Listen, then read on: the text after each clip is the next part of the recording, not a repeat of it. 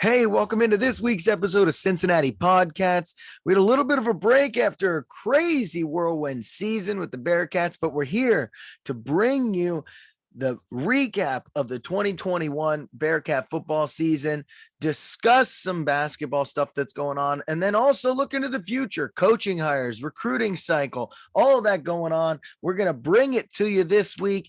I'm your host, T Money. That's my other host out there, Giggsy in the Carolinas. What's going on, Greg? What's up? Oh, man. What a crazy, crazy season. For those who don't know, Greg and I went to the playoff game. It was just epic. What a wild time. It was a lot of fun. That stadium, I remember we walked in the door and our group just stopped, and it was just mind-blowing how amazing Jerry World was. Yeah. And amazing weekend. Yeah, it was so fun. Dallas was great. The Alabama fans were pretty nice. I'll give them credit. Our fans were out screaming, being loud. I mean, it was an event of a lifetime. So much fun. So we got a lot to get to. But before we dive in, this podcast is sponsored by Chili Labs. Chili Labs is owned and operated by a UC alum and is the most affordable lab-tested CBD on the market. You can find out more at chililabs.com and use the promo code CATS for 10% off. So let's dive in here. Sure. Our first note to talk about, we can just give a little recap of the Cincinnati Alabama game. You know, the final score 6-27 Alabama. You know, we kept the Heisman Trophy winner Young to 181 yards and he had a pick. So, you know, our defense played pretty well, but man, we just couldn't stop the run. Your thoughts on the game initially there, Greg? I think, like you just said, I think we really, really committed to saying we're going to completely stop Bryce Young, as we've seen the Cats do in previous games. Like, we're not going to let this team pass on us. And like Tulsa did to us, Brian Robinson just ran all over our defense. Yeah. This is a situation where I would I really miss Marcus Freeman, because I think more so than Mike Tressel, he was able to make those adjustments and changes on the fly where it might not be a halftime adjustment. We're getting run all over in the first quarter. We're putting this like new scheme into place. Second quarter on, we're good. That was what kind of frustrated me. I mean, I went in a little too high, thinking that we could actually do this, which of course we could. But at the end of the day, you're going up against Bama. I think you could really see, and you saw this last year in the Peach Bowl, that our team can play with these SEC big dogs all the way, except for our offensive line. In the first half of the Peach Bowl last year, things were going amazing. James Hudson gets ejected. Lorenz Metz comes in and let up a strip sacks, a strip sack, completely changed the game. And I think the way that Dez had almost no time to throw the ball was the clear, this is an area where we need to improve. And we'll talk about maybe what we're doing there to improve later in the pod. But I think that was the main thing. It's just we didn't have time to pass, and it really didn't run that well either. It was just a slow offensive game. Yeah. I don't know if you read my notes before this, but my God, the exact same things written down. The inability to adjust to the fact that they were running all over us. Our two best players on our team are our corners, and we wouldn't let them go one-on-one. I don't understand bringing down a safety, bringing down those safeties, bringing in the linebackers. We were so concerned about, stopping the over the middle pass and everything. We needed to stop the run. We needed to stop the bleeding. Let our best players be our best players. We didn't allow them to do that. And because of that, they ran all over us. So totally agree. We were unable to adjust there. That was on the defense, but we held Jamison Williams to only 62 yards. He was one of the best receivers in the country this year and was already doing better than that versus Georgia before he went down in the national championship game. And then, like you said, our offensive line just couldn't compete. And I think that's where you see sort of the differences between these SEC teams or an elite level team, at least, because those trenches, those guys are so big and so elite on both defensive lines and offensive lines for those elite championship level teams that eventually they're just going to wear you out. So, like you said, Ritter was under duress all night. We had multiple chances in the red zone that we couldn't convert on. So that was a little frustrating, a drop pass, and Ritter just missed a few guys on that first drive. Just little things like that we couldn't capitalize on when we had the moments. The pick that we got, we couldn't capitalize in there. So just little things, but hey, we put a valiant effort in. It was 6-17 through 3 quarters.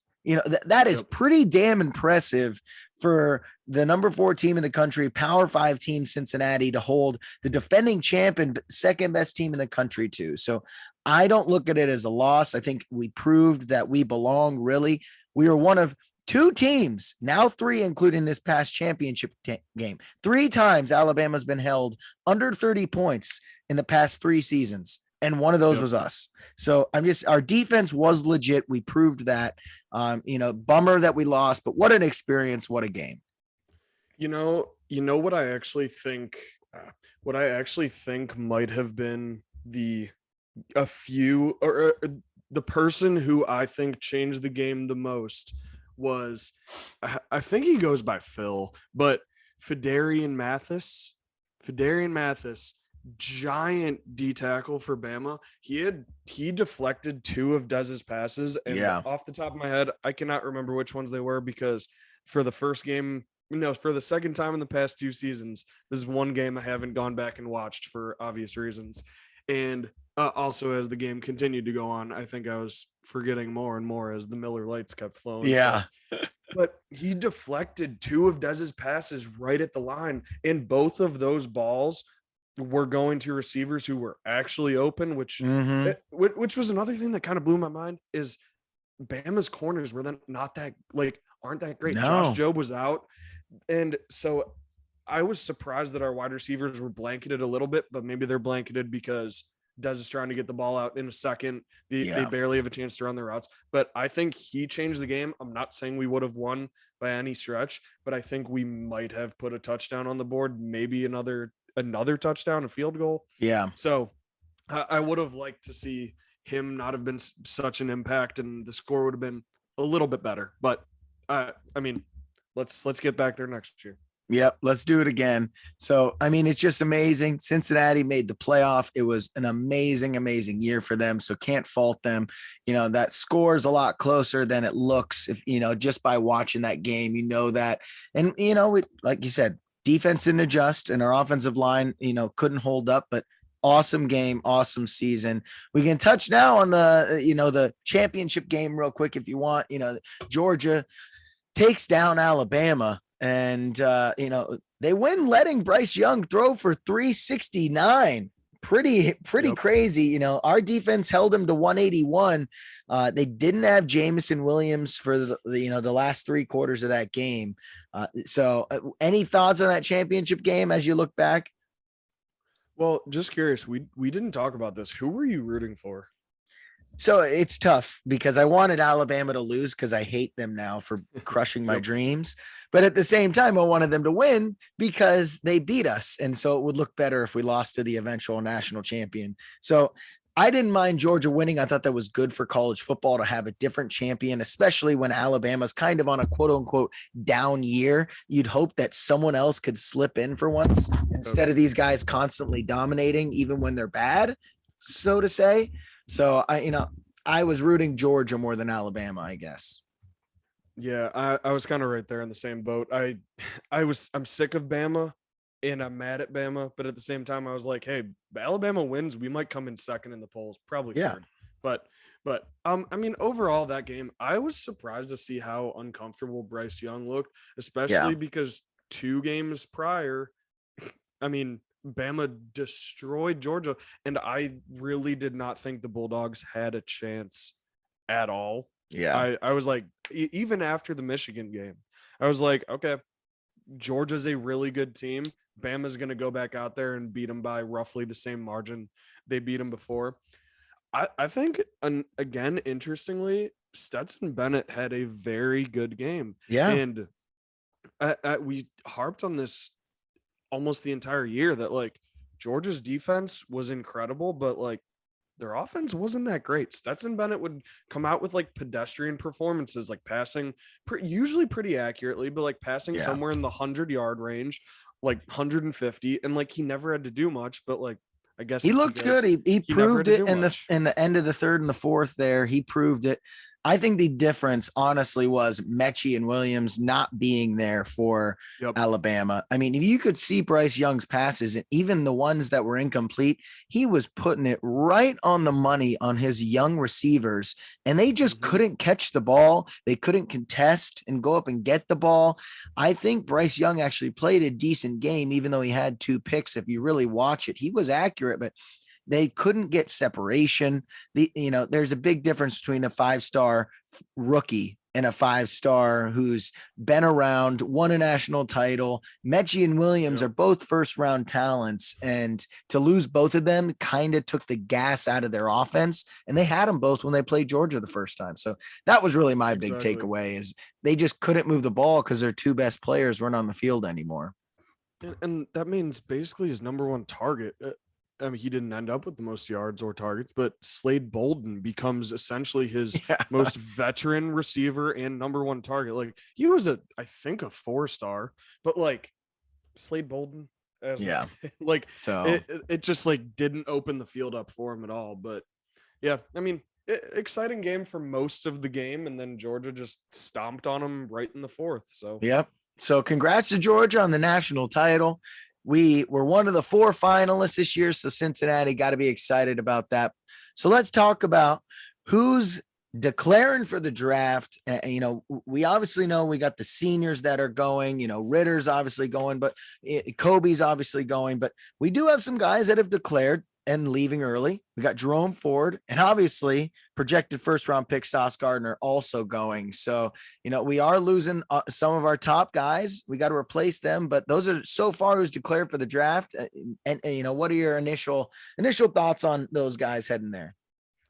Everyone declaring I was expecting, but I think really the interesting part that takes us from I don't even want to say this because I'm such a homer, but takes us from a fringe top 25 team to a solid 15 to 20 preseason poll team next year, I think is the talent that we brought back. We brought back Josh Wiley's coming back. That is massive, especially when Evan Prater or Ben Bryant, transfer back from Eastern Michigan, was at UC 2 years ago. Whoever is the quarterback is going to have a solid group of tight ends between Wiley's coming back, Leonard Taylor's coming back. We even have freshman Shimon Mateer, who I really like the fact that instead of being, if Wiley and Lenny declared this year, you have Mateer most likely getting thrust into that number 1 tight end spot. Yeah. I mean, he was very highly recruited and a surprise when he committed to us out of Florida, but like that would have been big. Now Prater, I'm going to say Prater most likely probably has 2 solid dudes to throw the ball to. And then we brought almost everyone back from wide receiving core. Michael Young's gone. And then defensively, Javon Hicks is back. Wilson Huber's back. Malik Van is going to be huge to have him back as an end. Jabari Taylor, and then James Tunstall comes back as well on the offensive line, which is big. So we had a ton of people commit back to us with that super senior COVID year. And so, some guys knowing they're not going to probably get drafted. Josh Wiley was my biggest surprise. I also thought Jerome Ford going was a big surprise to me. I just think he could have been even more of a focal point this next year, knowing that Prater is not going to be what Ritter was. So a little surprised he left, but he could have gone either way in my head. Josh Wiley was the big one. In the beginning of the year, he's projected 3rd round tight end, probably going in the 5th, 6th round now. So not understanding why he came back to up his stock. He's probably our number 1 receiving threat going into this next year now that Pierce is gone. But big news as well. We had some transfers. We talked about the kicker. Super exciting to have a new kicker from Delaware. But the big one is the Hawaii wide receiver transfer, Nick Mardner, 6'6", 190 pounds. He had 46 catches for 913 yards, 46 catches, almost 1,000 yards, 5 touchdowns, had offers from LSU, Texas A&M, Virginia Tech, and others, and he chooses the Bearcats. So we have a new number one go-to receiver here, our big man that we needed to replace Alec Pierce as our go-to red zone guy. Excited for that too. I love that. I mean, he had to see the potential that, okay, Pierce is gone. I'm Alec Pierce 2.0 coming right in. Yeah. Big body, deep threat. Like that is a way to, again, with like after bringing those tight ends back and you plug in a guy that's another deep threat like Pierce, and like whoever the quarterback is has a lot of weapons. Yep. Excited for that. We brought back so many dudes. So that's really, really great. Now we can talk a little bit about some of the coaches we lost. Den Brock going to LSU. Let me just start with that. Thank you. Oh my God. Thank you, Brian Kelly, for taking him off our hands. Enjoy that, LSU. Enjoy it. 2nd and 10 draw play, and then 3rd and 9 draw play. Can't wait for you guys to really just love his play calling. Let's do a deep shot, 1st down, 2 draw plays back to back. Love it. Oh my gosh. So excited that man is gone. We'll talk about in a second who's probably going to get the new offensive coordinator, but that one was the first one that really jumped off the page to be super excited. Yep. I mean, well, so if you want to jump into who the next offensive coordinator is, the one thing that like just worries me a little bit. So this is according to Pete Thamel. He said that Gino Guidugli actually had a lot of the offensive play calling duties this year. But my personal feeling is while he may have been calling a lot of the plays, you have Denbrock looking over his shoulder the entire time, probably dictating that. So if you want to roll in with our new offensive coordinator. Yeah, I mean, it's projected. It's projected that Gino is going to be our new offensive coordinator. So it hasn't been officially announced, but everyone seems to think, and I'm sure he was calling plays, but I almost think that's like he was calling plays in not big games or when we had blowouts. That's when I think he's calling plays. A lot of these guys are some cocky dudes at coach, and they think they're the smartest thing since sliced bread. I cannot see him in the biggest games of the year giving up play calling duties to Gino. It just doesn't make sense to me. If you're the play caller, that's your livelihood. Mm-hmm. So unless it's taken away from you from the head coach, like Fickle would take it away, I don't see him releasing those duties unless he's letting him do them in big moments. We had a lot of games where there were blowouts. We had a lot of games, that we were playing versus bad competition. So we were doing a lot of learning. I think that's where he probably was play calling a majority of the play calls. Denbrock, either way, if he was overlooking his shoulder, and it were probably his schemes as well. Now we have a new, this guy's played quarterback. He's played at UC. He's a high flyer. He's, he had the record for most passing yards in UC history. Yep. So he knows he wants to pass and how he wants the offense to look. So I'm excited for him, really. Mm-hmm. Oh, for sure. It's just, and like nice to have, like Denbrock really did take this offense to a new level. And I know a lot of the fans, ourselves included, got extremely frustrated with his stale play calling, but regardless of who was calling the plays even last year, it was a top 15 offense. So like if Gino can just build on that, like I'm sure he can, because year by year our recruiting's gotten better. And now with this Big 12 move, I think it's going to bring it's a young mind at OC, most likely. Yeah. And I think that's really, really exciting for the program. No, I agree. And I think the biggest thing, I don't want to downplay that our offense was horrible this year. Like you said, we were one of the better in the country. I think it was situationally, we made a few costly calls and mistakes. And that's what I think. Hopefully Gino can fix those. Situationally, it's a close game, and we're marching down the field, and we're at midway down the field, and let's take a shot down the field on 1st down, and then run 2 back-to-back power eye run plays, and then our plays stall out. So, we gain 40 yards and then we stall out on 3 back-to-back play calls that were poor in a poor situation where it's a 1-score game. The other team has momentum. Just situationally, things like that happened a lot. So I think that's the big one. The other big one we lost, defensive back coach Perry Alina leaves for OSU, goes to OSU.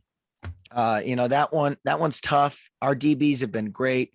So, good for him for moving on, not surprised because, you have a cornerbacks like we do. You're going to get the big boy jobs. So he's going and we're replacing him now with Kerry Combs. So we just switched. Yep. We switched DB coaches, basically. Kerry Combs comes back to Cincinnati, where he's from. He's a good recruiter, so I don't mind Kerry Combs coming in. He's not calling plays, which we probably don't want him to do anyways. So, that's our new cornerback coach in replace of the one that went to OSU. Yeah, I think it was a surprise that Perry Eliano left, but also when Ohio State comes calling, I mean, let's be real. Yeah, you're gonna answer, and you're probably gonna take that position. The money is there. He's coaching safeties now. That's gonna be a really great position. But oh my God, Kerry Combs coming in. This dude can recruit. Yeah. And I have a great nugget on that later when we touch on recruiting later. But I don't think he's the right fit for defensive coordinator like he was at Ohio State. Ryan Day pulled those play calling duties from him, like we talked about. Yeah, and I think Fickle understands. I think he's going to bring. Oh yeah, awesome, perfectly. I think he's going to be really, really, really big for recruiting. And, yes, and I mean, I'm not sure. I think it could be. Let me go back. I'm very happy that JQ Hardaway signed with us on signing day. Not that I have any doubts in his commitment to the program, but getting that 4-star top 200 kid signed and then bringing in Kerry Combs to say, okay, yeah, Perry might be gone. Bye, Perry. Here's Kerry. Yeah, there's your new coach. And then, so he's going to be also coaching special teams or special teams coordinator at the same time because Brian Mason went to Notre Dame, which I think will be a big loss. I saw Mason Fletcher actually tweeted the other day, might have been yesterday, that this year, guess how many, unless you saw this, guess how many punt yards we gave up, punt return yards we gave up this year? I don't know. I don't even know how I would guess.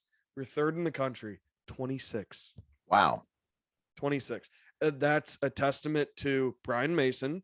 Yeah. But also a testament to freshman punter Mason Fletcher and gunners Trey Tucker and Tyler Scott. So I think you bring in another guy who can coach special teams and is experienced in it, and I think we're going to be just fine. Yeah, I'm excited about that one. Like you said, I agree with you. The biggest thing is he is known for being one of the best recruiters in college football. So I don't care what position we give him as long as he's not calling plays for our defense, because I want that guy on my roster purely because he can recruit. He will be the new face of that defense recruiting wise. And that's going to be great as we start heading into the Big 12 here because he can go out and get those big fish. That's what he's known for. So excited for that. And then the last one we got here, we got Central Michigan's offensive line coach, Mike Cummings, joining our team here. This is exciting. He has a projected first-round pick. Yep. And he had one of the best offensive lines PFF rating-wise in the country. So it's going to be exciting having this guy come in. That's what we really need is a strong offensive line. Yep, exactly like we were talking before. I think offensive line was the area we really need to improve. All year like we talked about that. Oh, yeah, exactly. And we're going to have a much more experienced offensive line. And yeah, Bernard Raymond, who is his tackle right now, is probably going in the first round. He was a PFF first team All-American, came in as a tight end and transitioned to tackle in 2020. So there's your development. Yeah. And then they had the nation's leading rusher in Lou Nichols. He ran for just shy of 2,000 yards and was the MAC offensive player of the year. So I think that's really, really exciting. And then also coming in, maybe the one I'm maybe not the most excited about, but very, very excited about, Walt Stewart's coming back to UC, was gone for about 9 years. I think he finished his playing career in 2012. The combination of Greg Scruggs, young, hungry coach, Walt Stewart, young, hungry coach, Greg Scruggs coaching the D line. Stewart's going to come in and coach that like outside linebackers, like sniper position. I think, and well, 2 years ago, he was coaching Quincy Roche at Temple, who was like the nation's leading edge rusher. Mm-hmm. And actually, it was just about 2 weeks ago, Walt Stewart took a position at Arkansas State to coach with Butch Jones. As soon as we said we want you, he backed out of that and came to UC. So I'm very excited to have him, see how he can recruit. Yeah. And I love having a talented, like fan favorite alum coming back to coach like Gino. Yep. Excited. We got a lot of good things. I think we made solid hires all around the board. Fickle did a good job. You know, we kept our defensive coordinator, which is great just for some continuity. I think we're going to keep the offensive continuity with Gino moving. And then we brought in a great recruiter in Combs. We brought in a great offensive line coach, which we needed huge help with. And like you said, some old fan favorites. So exciting stuff on the coaching trail. We can transition now to some recruiting news and breaking news today. This just happened moments ago. 2023 3-star tight end Jackson McGowan from Miamisburg, Ohio, staying home, committing to the Bearcats. So great pickup here for the Bearcats today. Yep.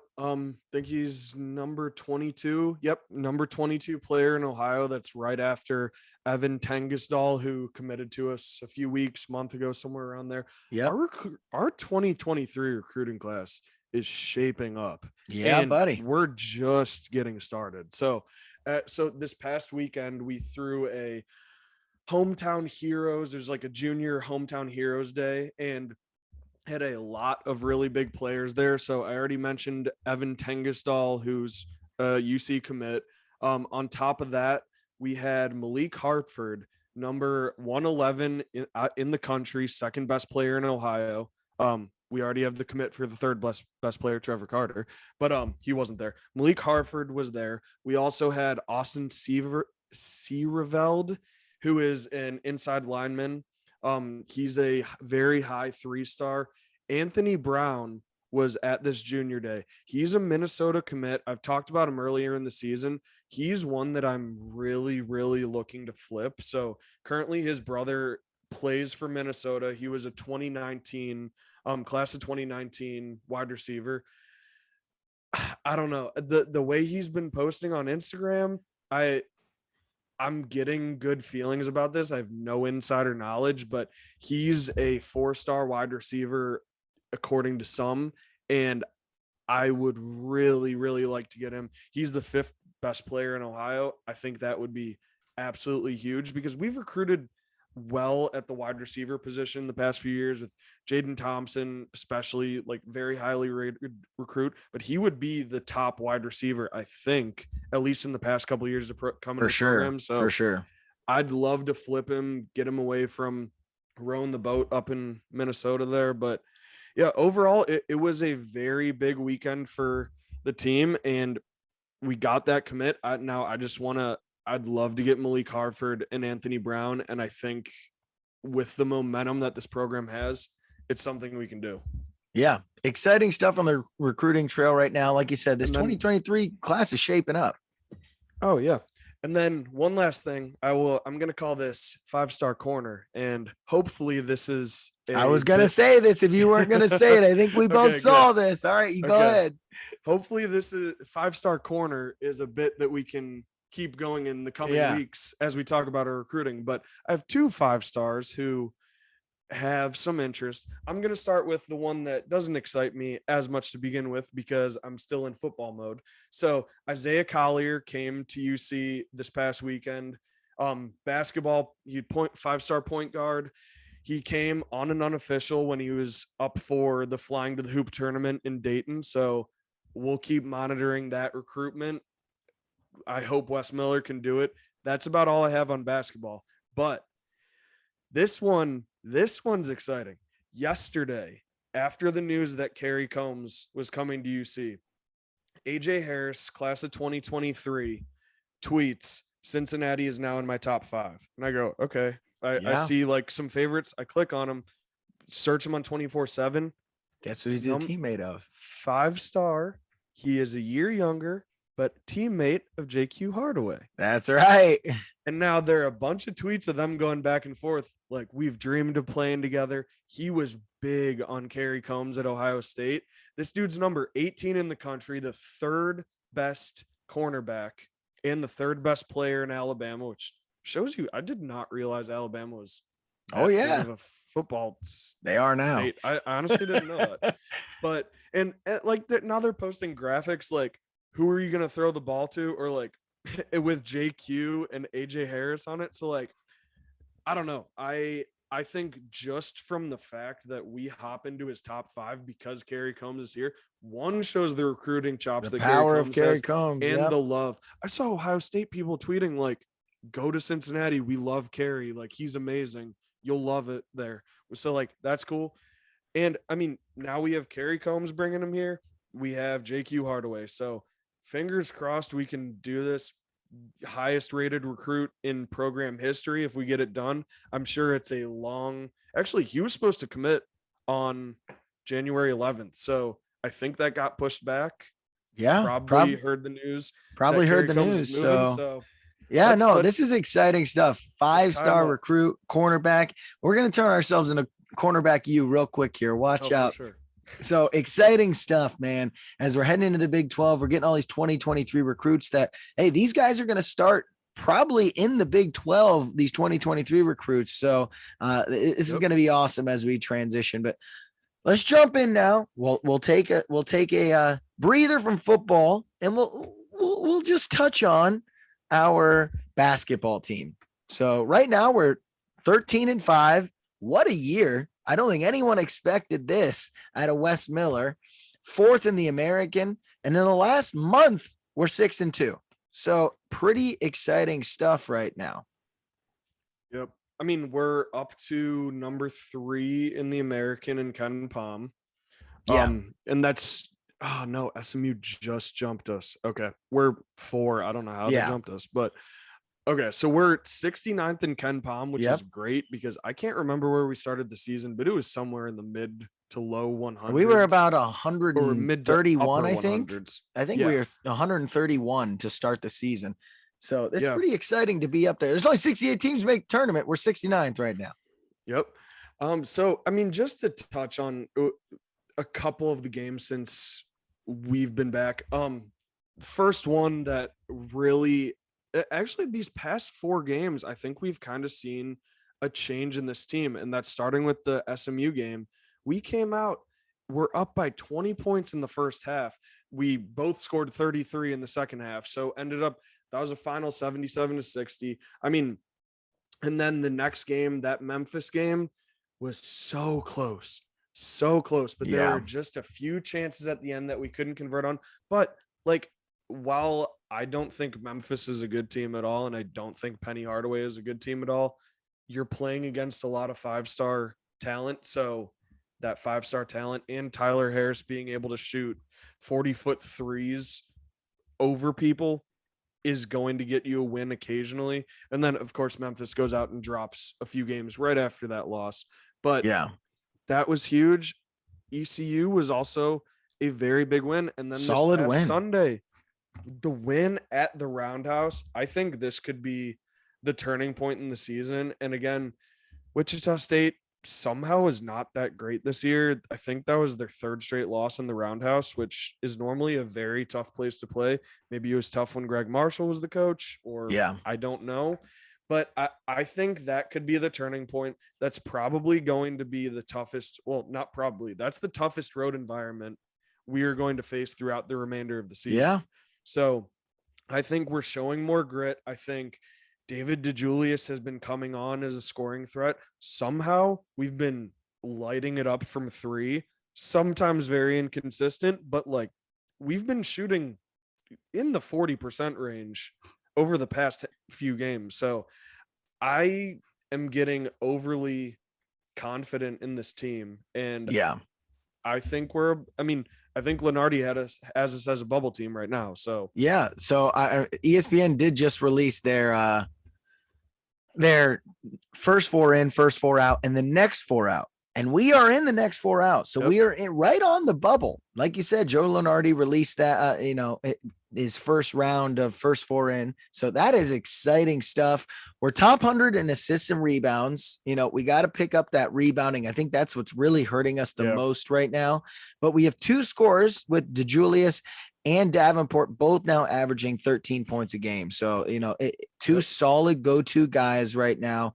We play Tulsa tomorrow on the 20th.